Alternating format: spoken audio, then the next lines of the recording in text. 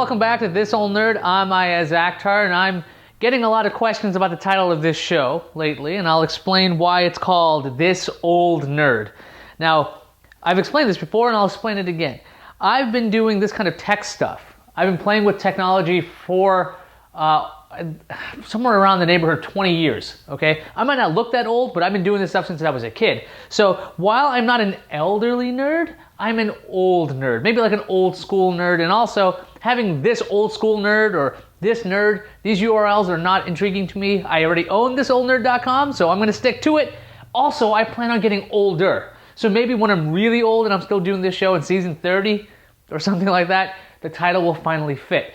Anyway, that's not what today's show is about. Today's show is something we learned while we were living the nomadic nerd lifestyle. Here's the situation. Way back when, in December, we sold our house, but I didn't know where it was going to end up. But I still wanted to access my home media server. So how do you access your home media server without having a designated home? Well, that's today's project. We're going to tell you how to access your home media server from anywhere where you have an internet connection. Now, normally, you'll see me putting stuff down. These are the materials you need, this, that, and the other thing. In this case, you're going to need things I can't just rip out. You're going to need a home media server. Now, we showed you how to build that, I think, way back in episode, I want to say 2 of This Old Nerd. There'll be a link under here, and you'll see where you can access that episode. You're going to need some device, either an iOS device, an Android device, maybe even a laptop, so you can access your content on the go. On top of that, you're going to need software for those devices, and we're going to explain all of that. Imagine this color all over the wall. This is a paint sample, by the way. There's nothing fancy about this at all. Let's actually talk about the project a bit. Now, every one of these things pretty much has 2 pieces of software. There's a piece of software that runs on your server, and that allows you to access it online. Then there's an app or maybe even a web browser that you use to access that. So they're all kind of the same, but let's explain what we used, let's explain what's still out there, and then what works best. Now you may be asking yourself, why should I do this? Why should I have my home computer on all the time, running a server so I can access it whenever, when I could just upload my music to Google Music or Amazon's cloud or whatever I want to do? Why not do that? You run your own server for a lot of reasons. One, you never have to worry about files disappearing, okay? You have your drive. That's your stuff. Not, oh, do I have 20 gigabytes? Do I have 25,000 songs? Does iTunes still have the license to stream this song? That doesn't matter. These are your files that you are sending to yourself. So that makes sure that your data is safe. At least it's your stuff, right? You have access to your stuff. On top of that, let's say you want to just use something like Netflix. Now, Netflix is really good for streaming, but it does cost you like what, 10 bucks a month, 8 bucks a month, depending on your plan, and it may not have the most complete streaming library. You might have really obscure tastes. Maybe you like some director that's from the south of France that makes movies that only 7 people have ever seen, and Netflix, they've never seen it, and they're not going to even stream it. You can still access that with our setup. So one of the first things we tried out was ZumoCast. Now here's how this thing works. Install the server on your media server. That could be a Mac machine or a Windows machine. Then you would get the app. Now in our case, we got this a long time ago, and it actually worked on iOS. So what you would do is tell ZumoCast which folders to go to, your video files, your audio files, and then you could access even your iTunes playlist directly through the ZumoCast software. Now get this, ZumoCast also has a web component. So if you don't want to have an iOS device or an Android device, you can still access your stuff via the web. So this is really handy if you want to just use laptops. Now, if you want to access your video files using the ZumoCast web interface and you want to use a little built-in player, make sure you have an H.264 MP4 file. It does not transcode video files for you on the fly, okay? You have to make sure your files are set to the right format to start with. Now, it also works on iOS. When we got it, now things have changed. Now, ZumoCast got bought by Motorola, and ZumoCast for a long time was closed. You couldn't get the server, you couldn't get the applications. Now, that's changed too. ZumoCast is back open. You can actually download a Windows server or a Mac server, and Motorola has graciously allowed the Droid 3 to have an application to access ZumoCast. So what does that really mean? It means Motorola hooked up Motorola's Droid 3.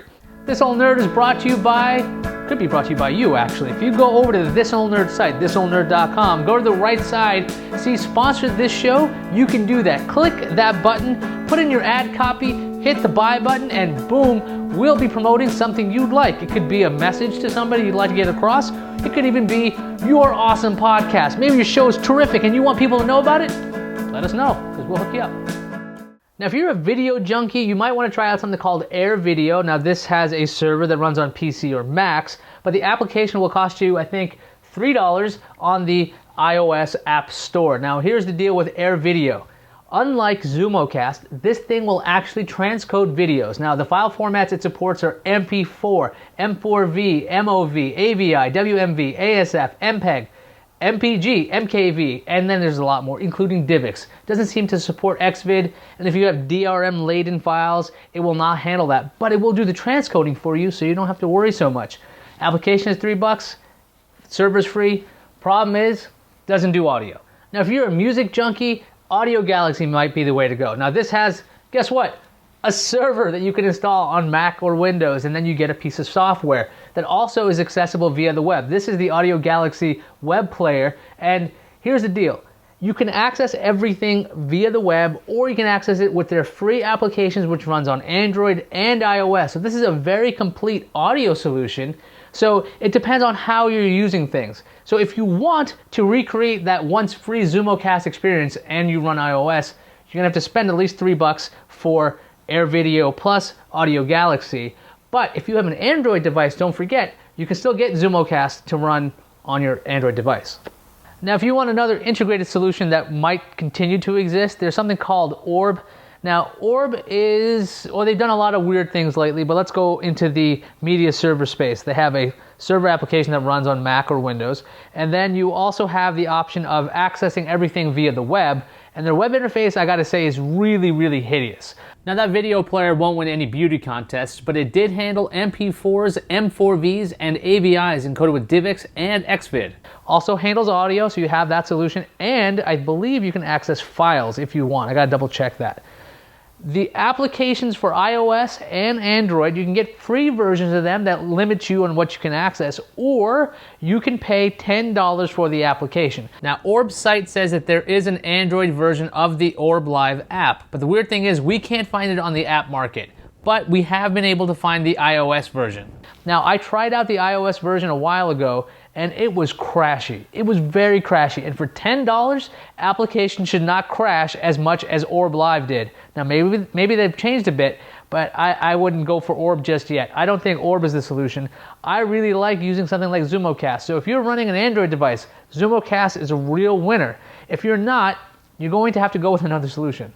Now it's time for the most important part of any of our projects, the partner acceptance rating. Now, partner acceptance rating in this case is really, really high. And here's why. They never really notice that you're running a server on your home media server. Okay, if you're doing your job right, it's one tiny application that runs either in the menu bar or the dock, and nobody ever sees it but you. You run it on startup. It doesn't interfere with anything. So if you somehow implement this to the point where your partner notices, contact me, please. I have to talk to you because I don't even know how it's possible.